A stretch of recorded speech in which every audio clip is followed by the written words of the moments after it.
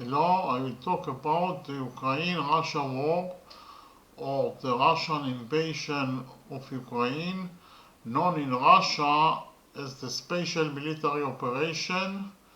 The Ukraine-Russia war is a military conflict between Russia and Ukraine which broke out on February 24th, 2022 when Russian forces attacked Ukraine and penetrated its territory from the north, east and south.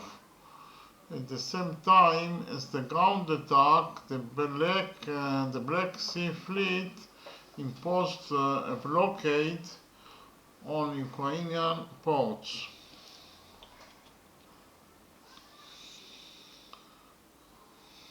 The invasion was the culmination of low-intensity conflict between the two countries which began in 2014 following the change of government in Ukraine, when Russia unilaterally annexed the Crimean Peninsula and pro-Russian separatists in eastern Ukraine took control of territories in the Donbas region with indirect Russian assistance.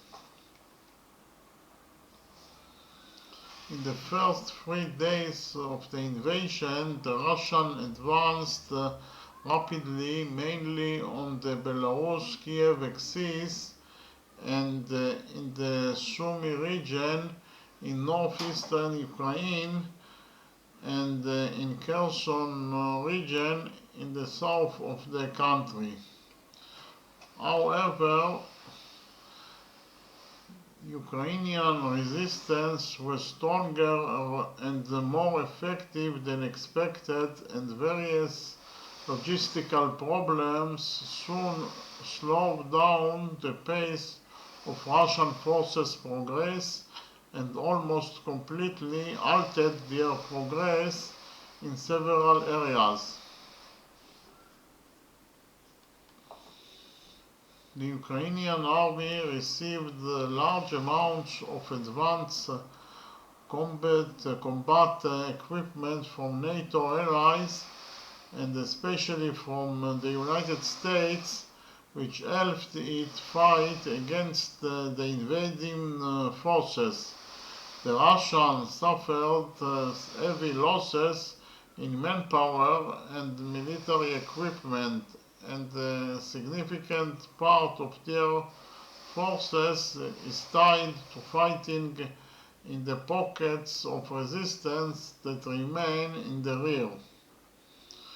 The Russian Air Force was unable to obtain absolute air superiority, and its activity in the territory of Ukraine was quite limited. However, the Russian offensive in southern Ukraine has significant ground gains. By mid-March, the Russians had taken control of the southern part of Donetsk Oblast, most of the territory of Zaporizhia Oblast, and almost all the Kherson Oblast, creating a land of continuum under their control from the border Russian to the Crimean Peninsula, except for the city of Mariupol, which was under siege. As the war continued, it assumed the character of an almost static war of mutual attrition. Beginning in mid-March, the Russian forces in northeastern Ukraine moved to defense, and the Ukrainians began to take the initiative in their own hands and carried out a series of counterattacks in those areas, as well as in the Mykolaiv district in the south of the country, where the Russian attempt to extend their bridgehead west of the Dnieper River failed. At the beginning of April 2022, the Russian army withdrew within a few days from almost all the territories it occupied in the northeast of Ukraine in the districts of Kiev, Chernihiv and Sumy. The Russian command began to redeploying the forces which had been evacuated from those districts with the intention of concentrating the offensive effort in southeastern Ukraine and completing the takeover of the entire Donbas region. However, although in mid-April Ukrainian and Russian sources announced the opening of the second phase of the campaign or the battle for Donbass, in practice no large-scale Russian attack was conducted in this area.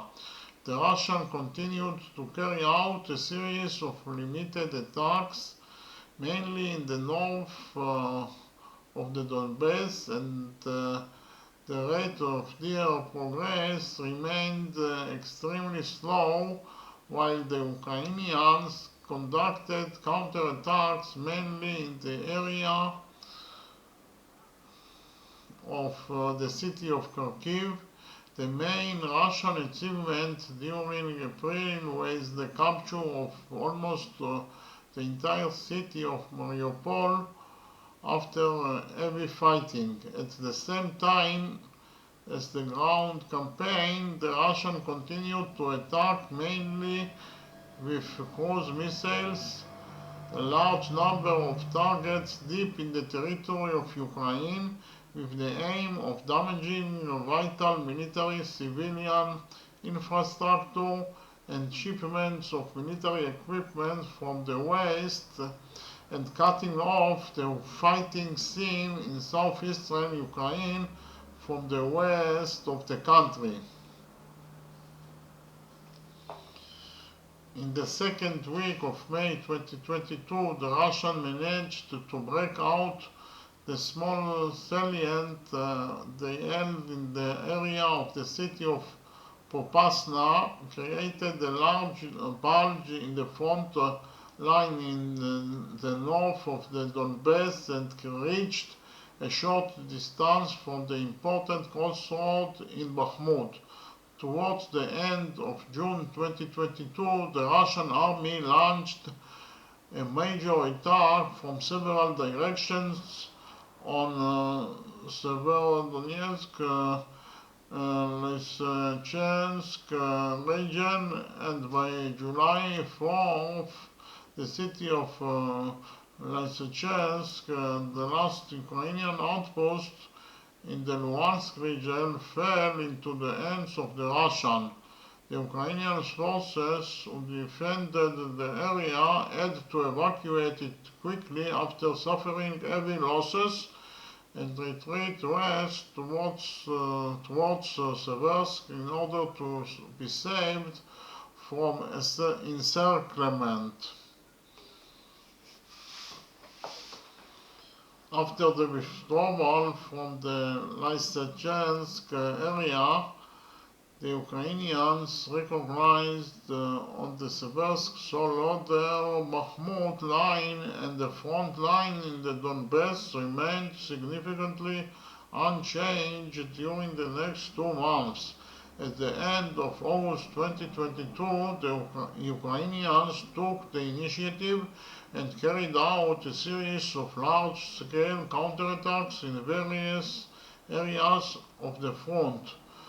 The first counterattack in the Kherson region met with fierce resistance and achieved limited progress. However, the second attack, launched at the beginning of September in the sector north of the city of Balaklia in Kharkiv district achieved a deep penetration of the Russian defense system and was a complete success.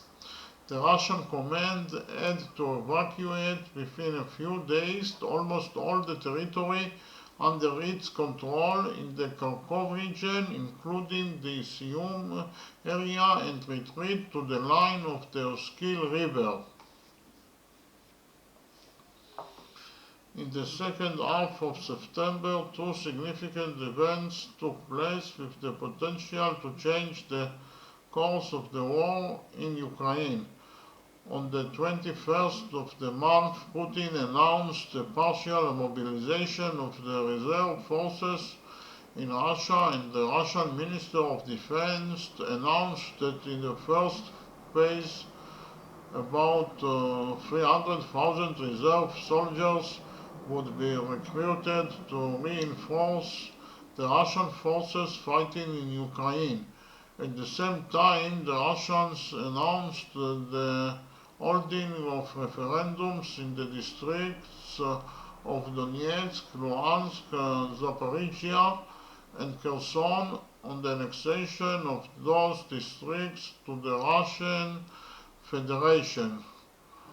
Following the results of the referendums, which were held in the territories controlled by Russia in the aforementioned districts between September 23 and 27th, the Russian equivalent announced on September 13th the annexation of the 4 districts of Ukraine to Russia, even though Russia didn't control some of them, a move that was widely condemned internationally. Despite the annexation, the Ukrainian army continued to attack and retake territory in the regions annexed by Russia. In the north of the Donbass, the Ukrainians scored the Oskil River line and created a wide bridgehead on its eastern bank, but their progress in this sector was almost completely blocked by the Russian forces. In the southern Ukraine, the Ukrainians continued to attack the Russian bridgehead on the west bank of the Dnieper in the Kherson region. In early November, the Russian command decided to evacuate the bridgehead on its own initiative, and by November 11th completed the evacuation of its forces from the bridgehead, a move that allowed the Ukrainians to liberate the city of Kherson and retake about 30% of the territory of Kherson district. The war resulted in extensive international sanctions on Russia and its condemnation, and the mobilization of the West to help Ukraine with arms and money. Sweden and Finland announced their intention to join NATO. In the territories of Ukraine, evidence of acts of Russian atrocities against civilians on large scale, which are being investigated as war crimes by Western and international bodies. As a result of the war, huge damage was caused to the infrastructure and the economy in Ukraine, estimated at hundreds of billions of dollars, and millions of Ukrainians were forced to leave the territory of the country and became refugees. Ahead of the winter months, Russia has increased its attacks against infrastructure facilities throughout Ukraine. As a result, there was severe damage to the supply of electricity, water, and essential services, and there is fear of another humanitarian disaster in the frozen winter months. Inside Russia, the Putin administration imposed extensive restrictions on citizens and tightened its control over the country. Thank you very much.